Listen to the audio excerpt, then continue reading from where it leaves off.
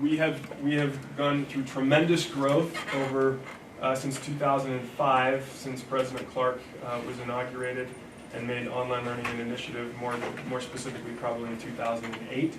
But I'll show you some numbers here to kind of show you this growth. We have a curriculum development group who designs the courses that get offered. They develop those, project management. We also have another group over online instruction. So these are facilitating and helping the instructors to become, to make sure that they know what they're doing in the environment. There's a whole group and a community surrounding that. We have an operational group that is in charge of recruiting these great instructors, hiring them and going through all the logistics of that, and then scheduling out which courses they need to teach. And then this is how our group fits in, and we span both of these because that picture I showed you a second ago with all the folks in there, they're divided up into research and development, evaluation systems, which is like what softwares ought to be developed and when, and how we work with our IT group. Review is really quality control. You can think of that like that. As this group right here develops courses, they go through a quality control check to make sure that they're looking good and ready for delivery. We kind of do a pre-flight check on those. And then our group is also in charge of the setup. And I won't go into the details, but all of those groups mesh really well together. We're an eclectic group, but we also support and help one another. So if this group right here is working on some new pedagogical strategy, then the evaluation team might be pulled in to kind of help with that and to see if it's actually working the way that the designers had intended it to work. Let's back up just a little bit. I mentioned President Clark, that he came in on 2005. On his inaugural address, he came up with and talked about the three imperatives. The first one is he talked about quality. He said he wanted to improve every aspect of the BYU Idaho experience. He wanted to increase the reach of what was happening out of Rexburg, so that we're not just focused on a northwestern United States, but that we expand. And then we want to lower cost. So if any of you have ever project managed, and you've got quality and cost, and your quality needs to go up and your cost needs to go down, you know you have a hard task. That's difficult. And oh, and by the way, we want everything big, right? So that's also scale. Yeah, it's scale. So it's the other part that makes this really difficult. So my intention with the time I have is to kind of show some of the things that are showing how we've attempted to do all of those things. So first of all, let's look at these are projections on the head count of BYU Idaho students from fall 2013, so it's a little bit old, all the way out to 2017. The yellow line here, these are our online students. Okay. The red line if here. If you pull the thing down just a tad, we might be able to get that. I was afraid of that. That's okay. I'll just talk you through it. The red line is our pathway students, and we'll get into the I'll describe that in just a minute. And the orange line here are the campus students. And I just want to point out one thing here. You'll notice that the campus students are kind of on a little bit of a flat line. That has to do with just the scale of the campus. You can only put so many bodies in there, right?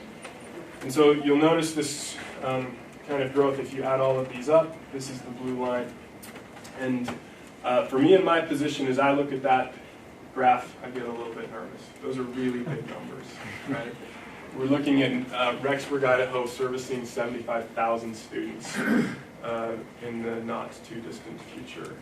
And it's fun and exciting and scary all at the same time. Go ahead. So these are old projections, so how have you hit those marks as of fall 2014? I can't give you all of those numbers off the top of my head besides this one. I know that our pathway group, we just enrolled 11,000 students for this fall. Just for fall, not for the whole academic year, but there's 3 semesters of BYU Idaho. This gives you an idea of what's happening, what these online students are doing. So I'm focusing on the online aspect of this, right? So we have all these majors right now, and here's the number of students in that major right there. And you'll notice that the percentage of students who are in that major, there's 46% of them in that major.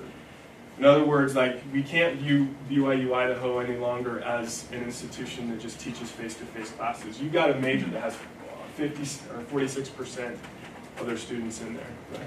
Is that, when you say online percent of total majors, those are the percentage of majors that are doing online only? Yes. Because your on-campus students also do online courses as a part of their program, right? Yeah, and these, I'm Josh, maybe you can tell me if I'm right on this, but I'm about 99% sure that these numbers represent the online only students. That's correct. Is that right? We have the numbers people here. So the family history, they're all online students. Yeah, exactly. Same computer it's not programming. offered on It's not offered on It's not offered on campus, that degree. So that brings us to that red line, which is the pathway line. That needs some explanation. I actually took some notes because there's so much stuff to talk about here that I have to limit it, or else I'll take more than my time.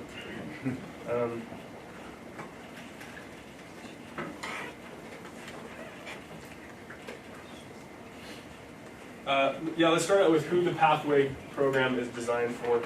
The pathway program is largely designed for people who kind of missed the higher ed boat. They just, for whatever reason, when they're 18 or 19, they didn't have their head screwed on right, and or life happened to them, or lots of different things, lots of different reasons, and they just didn't get in, it just didn't work out for them. And so in this program, we're seeing a lot of the 35 age range, somewhere in there, of people who have decided, you know what, now it's time for me to go back and get my degree. And this is important too. The Pathway program is not just an academic program. The Pathway program is, President Clark refers to, he's said this several times, the pathway is for the kingdom. That this is a rescue effort. You'll see that we're joining together academia and the church in a really cool, unique way. So what it is it's 3 semesters long. And during those 3 semesters, each of those semesters, students are taking 2 courses. They're taking an academic course, like a life skills course, or an English course, or a math course, and they're also taking a religion course. And this is the part that gets cool. These classes are online, but they are also, there's also a gathering component to that. So they will get together once a week in a local institute building, or, in my mind, even cooler than that, in a local church. And there's a local missionary couple that's called, and they get together and do the parts of their coursework that make sense in a gathered environment where they can kind of work together, brainstorm, feed off each other, and stuff like that. I went to one of these pathway gatherings, and it is the coolest thing in the world to be in the Relief Society and see algebra being done on the chalkboard. That's cool. It's like this beautiful marriage between these two things, the church and the academic part. That is a neat experience. Those who don't speak English sign up for and become, part of the Pathway program is that they have a speaking partner. So for example, tomorrow night at 9:30, I'm meeting with Fabio, because I signed up as a volunteer. Fabio's from Brazil, and together we just talk through, and I just help him practice his English skills. And we just do that over Skype, and it's a really cool thing. Again, the Pathway is a program to help people make their next potentially academic step, right? We find that 40% of the Pathway students actually matriculate into our programs, and that starts to explain the growth of that yellow line, I think it was yellow, of the online programs. Does that make sense? So we go Pathway program, we matriculate in, and now we're in one of those degree programs that I showed you. Right? What percentage of the students in Pathway are international students? I don't know off the top of my head. Do you know? Right now it's about 5 to 10% right now. So they're mostly domestic. And mostly domestic. One quick thing on this is also a cool thing, the requirements to get into Pathway, it's actually easier to talk about what's not required to get into Pathway. There's no application fee, there's no ACT score, there's no admission essay, and there's no ecclesiastical endorsement. Again, this is a rescue effort, and you'll see that reflected in the requirements to get in. the pathway program is lowering the barriers as far as we can in order to help people come into the program. There's a question, a couple of questions here, Ben. Are they getting any kind of credit? I mean, is there like a college credit for these? I don't know. When I watched the video, I thought that they were maybe earning, this was part of a degree program, but it's... Yeah, so yes, some of the religion courses transfer in, and I can't remember about the academic ones. No, if they, are you speaking about English 106 and Math Yeah, 100? those are still preparatory classes. If they pass with a B average, they can step around other ways of matriculating into BYU Idaho Online. Because that's more just preparing them to go back to school. That's Well, correct. they do get a transcript, so if they choose to go into matriculation, they'll get a transcript that shows that they completed college level courses with a B average, and so that's sort of their academic entrance requirement, is that they met those with it. So if they don't choose to matriculate or go to another academic institution, then we're not going to generate a transcript for them, but we'll have the record, and if they choose to do that, we can produce one for you. But it's not like the Math 110 or it doesn't. Yeah. It's not equivalent to transfer into any institution. Right. Yeah, go ahead. So if they fail out, then what? Just give them a hug, and then You tell them to come back, say you can do this as many times as you want. Yeah, In a true rescue effort, I'm thinking there's got to be at least a spare life preserver somewhere lying around. I actually don't know the details of the policy, but the spirit of the thing is yes, they come back in. I don't know if there's like a limit on how many they can do or what, but I know that there's provisions for people to cycle back through if they need to. Awesome. In fact, there's other courses they can take if they fail. If they fail the academic courses. yeah, it's just you go to pathway.les.org and it just explains exactly what their repeat policy is. Okay. Success isn't necessarily measured on the percentage that are matriculating to BYU Idaho. For many pathway students, particularly international pathway students, a main goal is just to learn or improve their English. And so their goal is never to matriculate necessarily, it's just to experience taking these courses, interacting with others, all in English to improve their English language skills. Do you assess those learning goals that the students set prior to their entrance into Pathway? I mean, are you tracking that? Because that would be really interesting data. We are, but probably not to the level that students are setting their own. We have our own institutional goals that we're tracking, exit patterns that we're tracking, yeah. Okay, great. This just shows the different pathway locations that are currently being operated right now, and so we're getting all over. These are the costs of. So remember, President Clark's one of his initiatives was to drop the cost. These are costs per credit hour of some of the leading institutions, some of the for-profits. These are the costs for the Pathway program. That's per credit. So this is for domestic students, and then this is for it. So when you go internationally, it gets a little bit tricky because it just depends on what the decision is on how much they're going to charge. This is the cost right now in Ghana is $20 a credit, and then they actually retain that pricing structure throughout their matriculating experience. So if they get into BYU Idaho Online, they retain that pricing structure.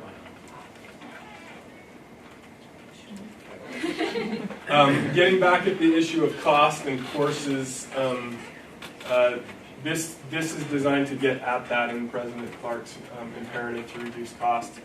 The yellow line right here is the number of full-time employees running the program and the projected number of them.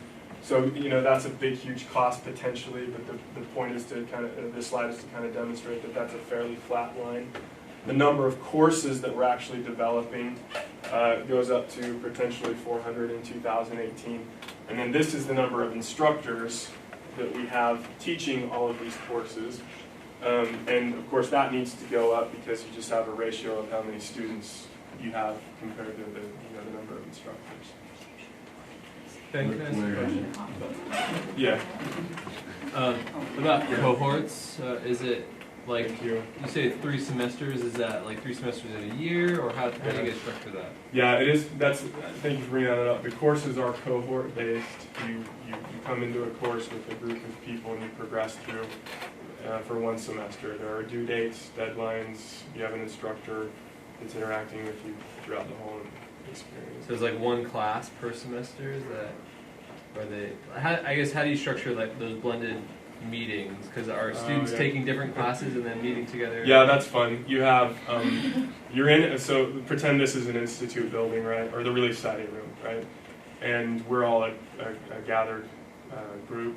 You're going to be in a different online class than you are, and you're in a different online class than you are. By class actually means section there. So we're all taking like the Math 110, for example.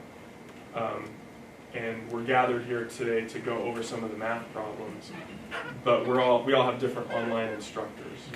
Now the thing that makes that work is that the courses are the same. The instructors don't go in and change the curriculum and say, oh, I'm going to do this assignment now and this assignment now. It's very regimented. So you're all on the same thing, you're all doing the same thing, you all have the exact same problems, and so on.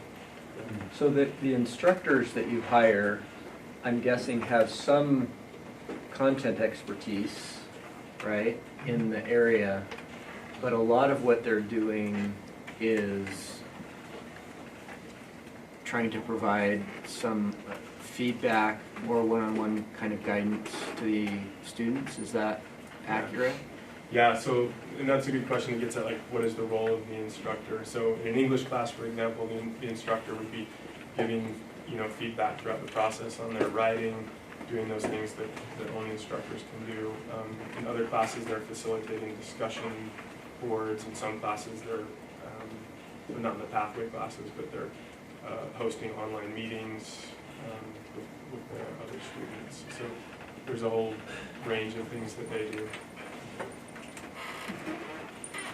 There's very few exceptions, but in almost every case for every course offered online at BYU Idaho, the instructors are required to have a master's degree. There's a few exceptions to that where maybe a master's degree just doesn't make as much sense in that field or is very, very difficult to find, and so they make a couple of exceptions, but the large majority is a master's degree requirement.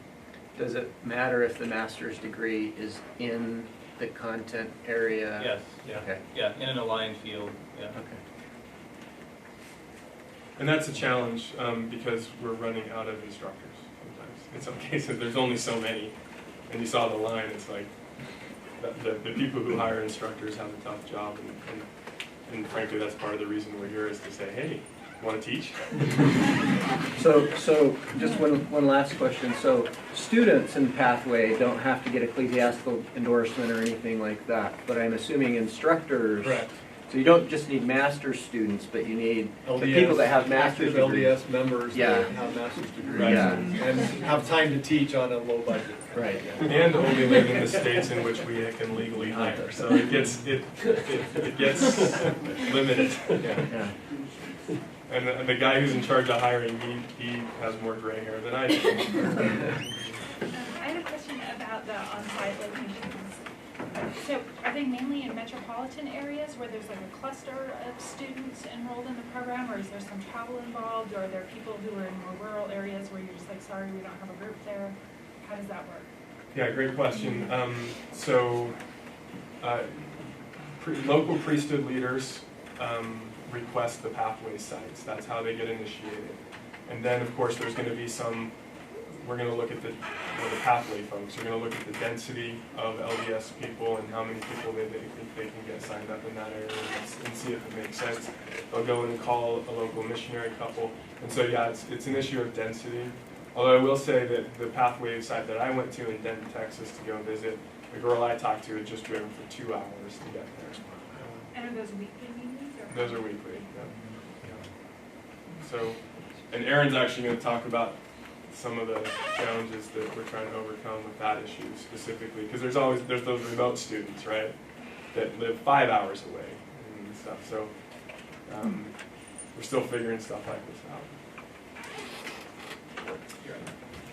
This is fun. This is the online instructor ratings from fall 2008 to spring 2014.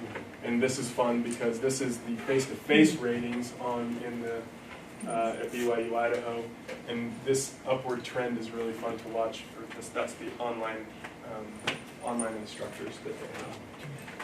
Okay. And I'll actually, I think we'll see if that one and Jake. So now we're going to kind of move into this kind of a shotgun approach to just some of the projects these guys are working on, just to give you a flavor of what the course improvement team does. Okay, so my job, online learning evaluator. There's a course council, which includes a campus-based faculty. In this case, the department chair had some ideas, and then we have an online instructor who represents the online section of that course. They come together, they have an idea of how they want to improve the Book of Mormon, Intro to Book of Mormon class, the first half. And so I come and I say, well, here's some ideas of maybe how we could evaluate the effectiveness of that improvement. So in this case, they came and they said, we really want to focus on time in the scriptures. We want to focus on getting the students to set their own goals and to check in at different times during the semester of time in the scriptures, using several prophetic quotes to kind of implement this. And then when we left the other sections the same they've been taught in the past, which is content coverage. From this assignment you need to read 1 Nephi chapter 1 through 2 Nephi 25, by next Tuesday. And and students take that literally. They're like, I got to read every single word so that I can go to sleep knowing that my conscience is clean. And that's not necessarily the intention. The intention is to have that habit, that long term. So we took 6 sections, 3 from Pathway, 3 from online, that focus more on the goal and the time in the scriptures, and then we compare it to the other 6 sections. The first semester that we did this, the Pathway students with a statistically significant increase from an average of 0.6 days per, it's from 0.6 days in the scripture per week. Does that make sense? Anyway, I'll explain that later. To 1.2. Trying to go back. I have like 15 of these studies going on at the same time. It was a full day of the week increase in the number of days they read. That's right. So an average of the students in that section that we're studying, there's about 60 or 0.6 in that data. Any questions on that? Yes. So 25 students. So basically what you're saying is in this study, when you had individual instructor follow-up with focus on an outcome rather than content coverage, your outcomes were much better. Is that what you're saying? So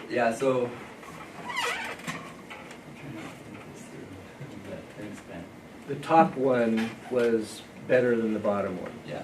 Thank you for simplifying that. So, and then the second semester, surprise of all surprise, no statistical significance that we did this. So we come back and report that to the course council, and they say, well, we're gonna go forward anyways because we like the prophetic quotes. So, is anyone? Of course, you all in your studies, it works out perfectly, and you always have statistical significance, and the theory and everything works out.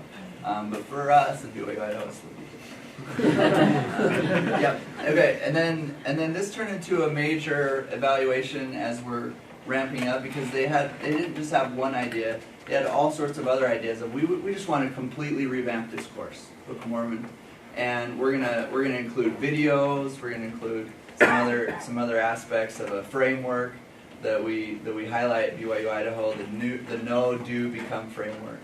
And moving through that, this is become a deep evaluation of this newly redeveloped course that has lots of resources in it. And then we just compare that to all the previous courses that were designed basically around reading the text of the Institute manual. And that's what we're in right now. And it's very simple, there's no secret sauce, there's no magic formula. We just do survey, we run the analytics and learning analytics to students, and outcomes assessment data. And we're evaluating some of these new things. And the reason that this is so important is we only have 4 sections that have been completely redeveloped. But then over the next couple of years, we estimate we might have over 100 sections of this course. And so it has to be locked down, it has to be tight.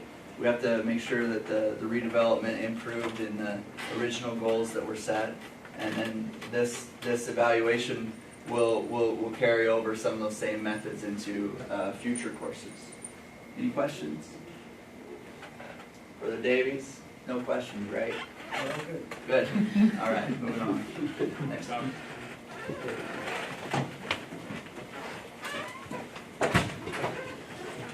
right, I'm Josh Holt. I went through this program, graduated a few years ago. You guys are in a great place. Really appreciate all the faculty here. BYU Idaho is a great place to be as well. So one of the things, this is something that we just set up for this semester. So I don't have any results to share, but I thought I'd talk about the research design that we set up. We've got 4 modalities that we deliver courses in at BYU Idaho that we talk about. The big one and the main one is on campus. The other primary one is our online delivery, and you can see the growth that's happening. And we also have hybrid and competency. So hybrid is our term for a blended environment where we kind of try to use principles of both of those areas. And competency is more of a model where students can test out, or they can go into a course. Through the pretest, they'll identify areas that they're deficient in, and then they work through those specific modules instead of maybe all of the course. They work module by module, and if they can meet the mastery level of a comprehensive exam at the end, then they can get the credit for that course. So this is an area that we have like a handful of courses in. It's not going to be a primary delivery model like some other universities and other institutions focus on competency, but we're interested in it. We'd like to see what we can learn about it, and so we're trying some things out in competency. Hybrid is also a new area for us. This is probably our academic year of learning about hybrids, actually. We've got a lot of development happening with hybrids on our campus. We've got several designers working on hybrid courses, and so we're kind of looking at hybrid as a model, and I'm not sure where it's going to end up for us, but we're jumping into that this year. Yeah, Josh, as they're working with subject matter experts, I assume, who takes the initiative in making the final decisions on things? Is it the instructor or the designer, or are they kind of on an even plane? Yeah, I think it is an even plane, but our instructors are what we call our course leads. So they're the lead of the project. The designer has some knowledge and expertise as well that they bring to the team, and our development cycle is such that a faculty member gets leave from teaching one of their courses, one of their sections of their courses, and they get partnered up for a semester with a designer to do the development effort of a course. And so that's the development and design team, and I think it's a pretty good equal partnership, at least it has been in my experience. So. And is there a guideline for what a course looks like? Are there guidelines, don't do this kind of thing? We've developed some internal best practices, especially for our online delivery. Some of the major boundaries are all of our courses are taught at a semester level course. That we try to meet our enrollment cap of about, I think it's around 50. Some courses go up to 60 students a section, so you have to have a certain workload for the instructor that meets that load of a student. Our design is limited by the tool set that we have available to use for our students and our instructors on campus.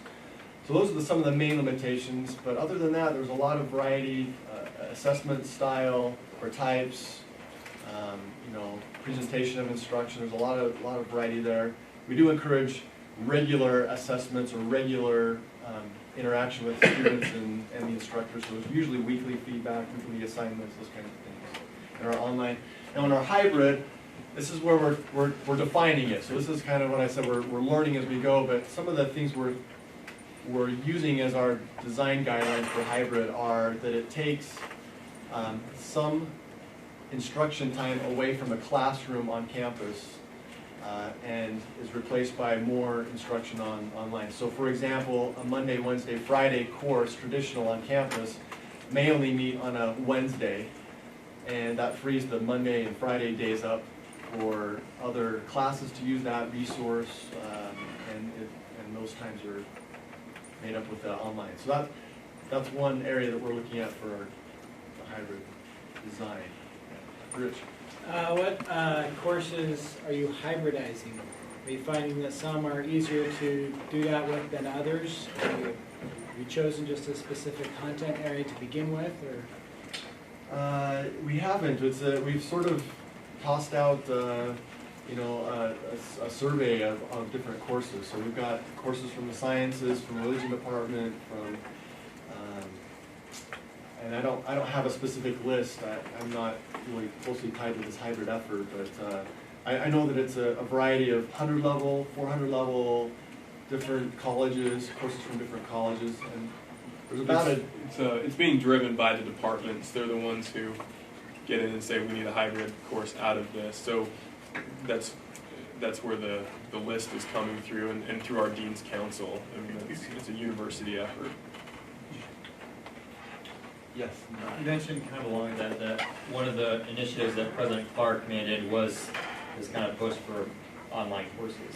Have you found that as you try to initiate that, have there been an issue of buy-in with some departments who say, I don't want online courses, like your English people say, why would I teach an online course, or why would I teach a public course? So has there been an issue of buy-in? The short answer is yes, there has been some issue, but I think that as really what's helped with those that have had issues with buy-in for online delivery mode, it has been our administration's done a good job sharing stories, especially from the Pathway organization. So as faculty and others, the administrators, are seeing the type of students we're getting and their excitement for having an opportunity to have a degree program available to them at a distance. I think that's been the big changer for us. And departments are not able to ignore the online influence anymore. It's really something. So they can choose not to, but it's not to their benefit anymore. So, Dr. Sudwick's in the back. You cited President Clark as emphasizing quality, number one. So what efforts did you make, or have you made, to assess the relative quality of these different courses? What do you look for as evidence of that? Yeah, several things, and I may not get past this slide, which is okay. We use traditional, traditional satisfaction type surveys, course satisfaction survey at the end of the semester with the students. Our instructors are evaluated and give feedback on the course. We have measures in some of our courses where we do what we call lesson level evaluations, where we do sampling of students to give us feedback on a shorter cycle on what the activities that they participated in for just that week. Did they contribute to their learning? Did they think they were meaningful? Was it just busy work for them? So that's something we're doing in some of our high enrollment courses. Jacob does a lot of evaluations that show the differences and the similarities between the on-campus and the online. I was going to show here a study we're doing this semester that shows we've identified some courses that have either similar assessments or similar key assessments, key indicators, projects in their courses, and we're looking at quality of the student performance between the different modes of delivery there. Our review team, we have a review team that reviews courses, and they give us a quality score on each of the courses as far as usability, presentation to the student, visual presentation. So those are some of them that I can think of. We do. Yes, again in the back. And what have you seen, like how have other people received or seen, how valid do they see these courses for their institution as well? So if they don't go to BYU online and they're going somewhere else, how are these other institutions doing their work? Well, I don't know that I have any insight yet. You guys see? I think part of the issue that we're facing is that it's so regionally based. Like, who asked the question? There you go. So, the pathway courses specifically. So if they just go through the pathway program and then they choose not to matriculate and come into BYU online, are you asking how do other universities view that program, the pathway program? And it just depends so much on where they are regionally. In Ghana right now, there's some challenges there with what they do with that thing, and so we're trying to figure out how to make sure that they have a path that is going to make them employable locally in their local environment. And there's all kinds of things being thought of now, and that's one of the challenges that they're facing. I don't know definitively because it's so broad. It's all over the world. It just depends on where they are. In some cases it's awesome, and in some cases it's not doing much for them, and that's one of the challenges that they're facing. So a lot of it's the familiarity with the people in the area that they're at? Yeah. Does it coincide ever with the perpetual education fund or these? I can't remember where we are on There that. is a little bit There's of some, overlap. We've done some things with PEF, but there hasn't been, it's not a significant effort. There are some areas specifically that we work on with them on the loan program, but it's not something that's built into the pathway area. We felt really strongly that there needs to be some incentive or some investment by the student. And a loan program is an investment. I'm not saying PF isn't, but that's why there is still some tuition for Ghana students, but we try to do it as minimal as feasibly we can. I do know that in some cases the area authorities have even said we don't want to match this up. That's for whatever local reasons they just decided it wasn't a good fit for that. I'll help you out. What's on your next slide? Okay, so let me just, while I'm here, I'm going to set up a research study. It's called, we titled it Multiple Modes of Delivery, but we're really looking at on-campus and online. So we wanted to, there's been some hesitancy to do any comparative type study between these two modalities. On our campus for lots of reasons. One reason is you're not sure that the data you're getting is really meaningful because they're maybe different enough. But for whatever purpose, we're looking at some of the courses this fall semester. So one of the things that we're looking at is, okay, how do we identify courses for this study? One is we needed to have courses that had enough sections of both on-campus and online modalities. We needed to have courses that were aligned with similar outcomes or built that have explicitly defined similar outcomes, and then some type of similar assessment that we can look at. So that could be a pre and post test. We have a class that has that. There's some key assessments, so maybe it doesn't have a pre-test, but it's got a midterm and a final. And then we're also using this study as a way to learn more about knowledge surveys.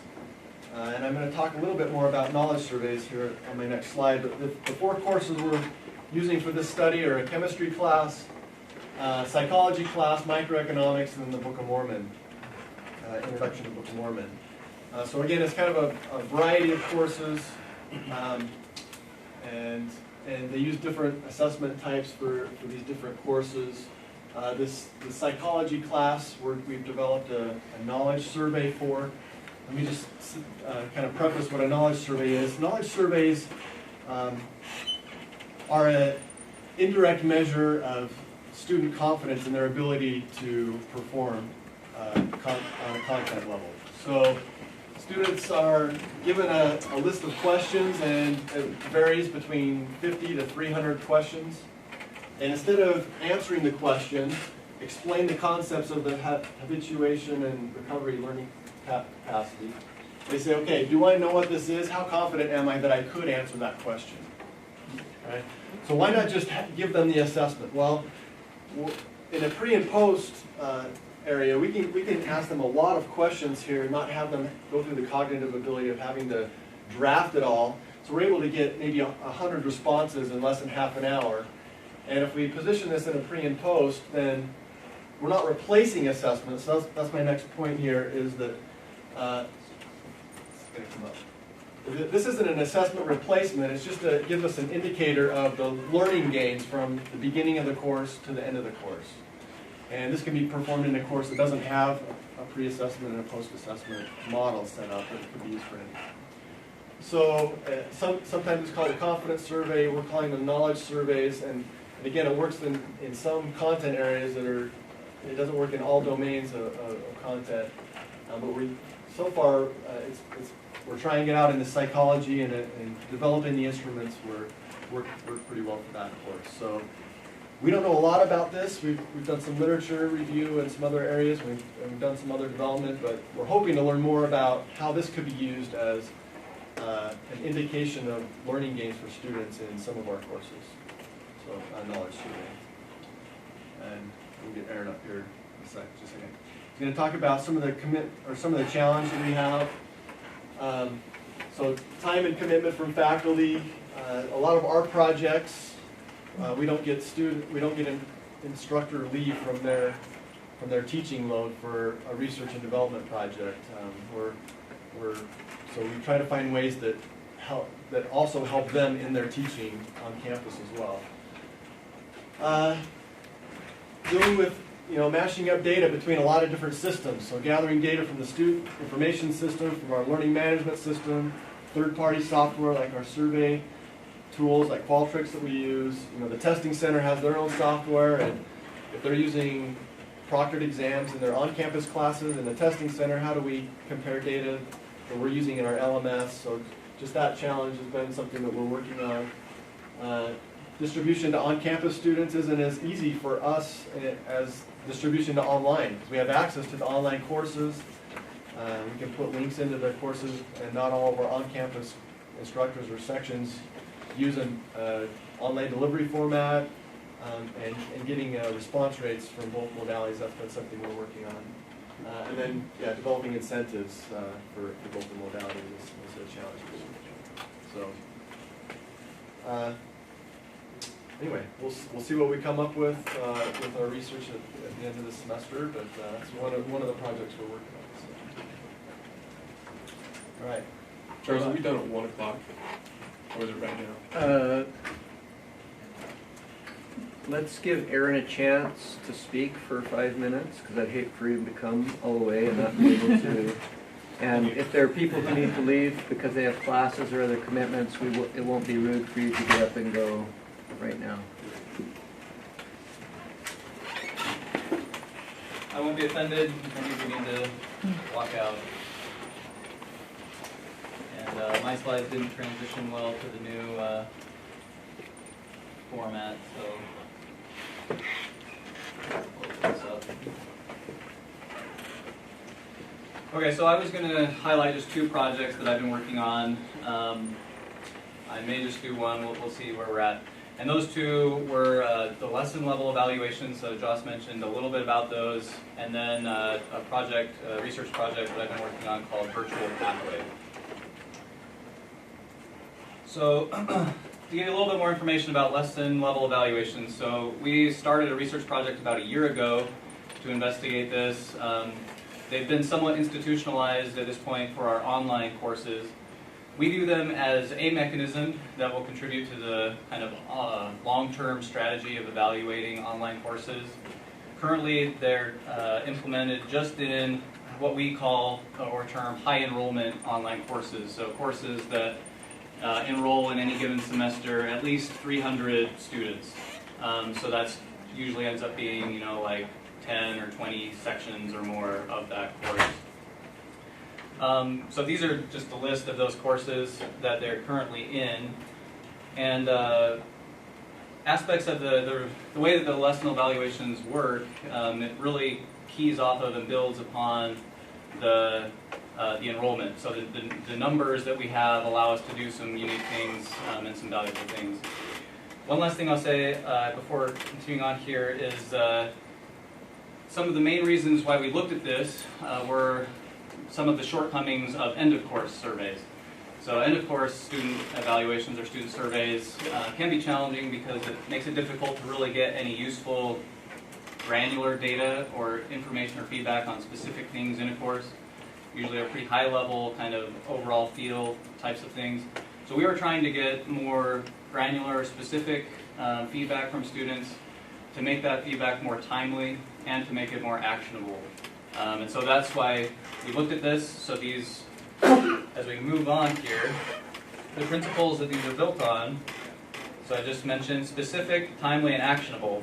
So there's a general template that online courses follow where things generally are split up into weekly modules. Our semesters are 14 weeks long, so there's like an introduction and a conclusion week, and then there's 12 weeks in the middle. And so we have a survey put into the online courses that have the lesson level evaluations at the end of each lesson module. And that enables us to ask questions, at that module level, right? So we're not waiting until mid-course or the end of the course.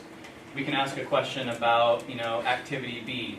How long did it take you to read this activity, this assignment, or whatever that question may be. It requires minimal burden, and this was important. We've tried to figure out a way that we could reduce the burden both for students and instructors, also administratively, to administer this. So the way that it works, the students will see about 5 questions each week. We've found that it takes students about 3 to 4 minutes on average to complete, so pretty low burden for them.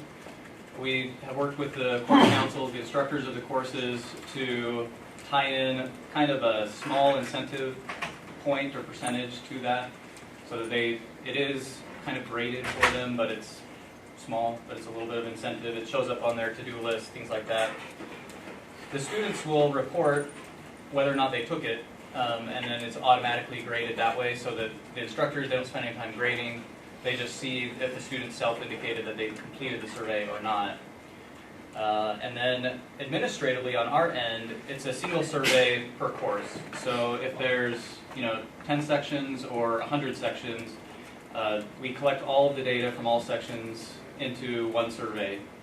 So one database, and it's tagged with all of the information for those sections. So which section it came from, instructor, which week it was in, all of those types of things. And then finally, we can leverage the course scale. So what this enables us to do, we can ask a lot more questions because we can randomize questions, particularly if they're like individual standalone questions. We can say we only want 50 responses to this open-ended question, or we want 300 to this. But we have 20 questions. Since there's 600 students in this class, we're only going to show present 3 of them, right? 2 or 3 of these questions randomly to the students, so we get a sample, can take better advantage of the scale of the courses, still get good statistical data, but not be really burdensome for each student. If we want to do a survey, or not a survey, but like a census of all students, we can ask a question to everyone, but we don't have to.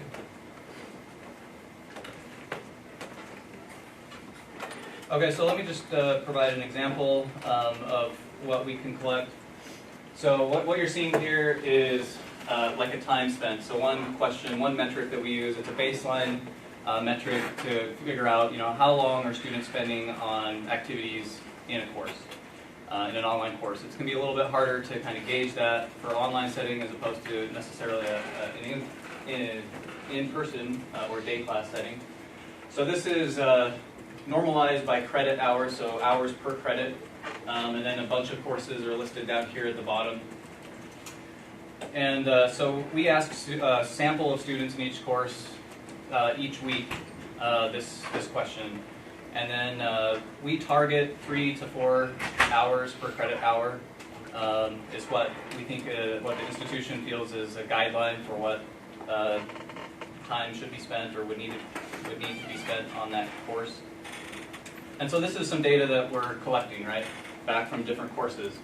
So these indicators are percentile indicators. So the yellow dots, I believe, is like the 60th percentile. So 60% of students in this course reported spending about 3 hours or less on average to complete their course material, for on average in that course. And then the green is the 70th, and the blue is the 80th percentile. So what we're trying to get at is, do the majority of students complete their work within this kind of given time frame? This is a baseline metric that we've been using. It doesn't get at learning gains or outcomes, but it's just kind of one metric that we can use to see, are we in the ballpark in what we're asking students to do? I think we're at time. We can do a lot more with this. We can disaggregate by section, by instructor, by student type. So we can look at this data and compare, day students taking online courses to online-only students. And we see that our online-only students are taking more time. On average, they're taking about an extra hour per credit hour on online classes than are the daytime students. So there's some other interesting things that we found.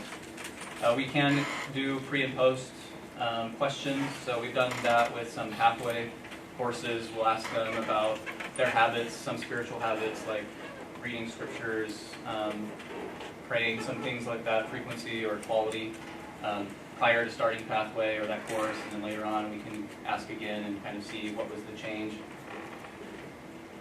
I think I'll just end there, and I think Ben just had a few things that he wanted to share. Yeah, if I can just wrap up just for 1 second.